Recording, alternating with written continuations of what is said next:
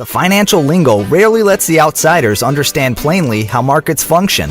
Most of the terms used are abstract, complex ones, and sound unreal to most people. It is hard today to explain why it is so important to own physical gold in the actual context, and why the spot price doesn't matter that much in determining the real value of gold without being aware of certain key elements moving the gold market.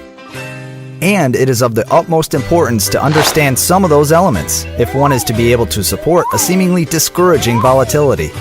Thus, we will try to explain the situation by making a historical parallel with the Titanic shipwreck. You're on board the Titanic.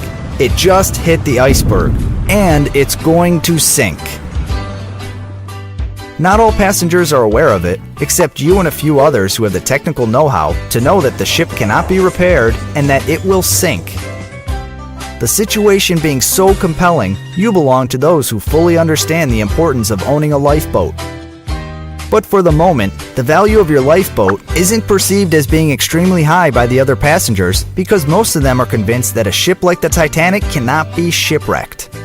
The spot price of your lifeboat on the bridge of the Titanic has gone up since hitting the iceberg, but it has not reached its maximum value because most passengers cannot believe the ship is sinking.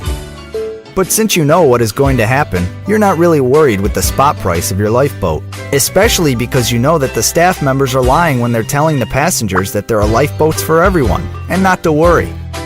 By telling passengers there are enough lifeboats for everyone, the staff members contribute to keeping the price of your own physical lifeboat low. But you know that those lifeboats do not exist, and that the value of your actual physical lifeboat is much greater than its spot price on the bridge of the Titanic, or than the value of certificates given by staff members to passengers and claiming lifeboat delivery promise. The spot price of your lifeboat on the bridge of the Titanic does not reflect its real value, but you know that. In time, its value will explode to the upside.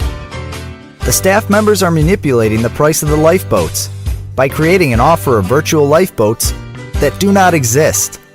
As the owner of a real lifeboat, you aren't that much worried about the manipulation because you know it will cease when all the passengers try to get their hands on a real lifeboat. On the other hand, knowing the reality of the lies of the staff members and not trusting them since the crash, you're not going to let them keep an eye on your lifeboat for you, because they just might have promised it to many other passengers, and thus they might not be able to deliver it to you when you need it.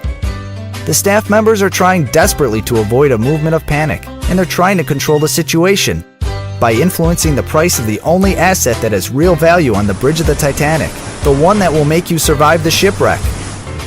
Of course, this parallel is simple, it was meant so, but it gives a clear explanation of the situation.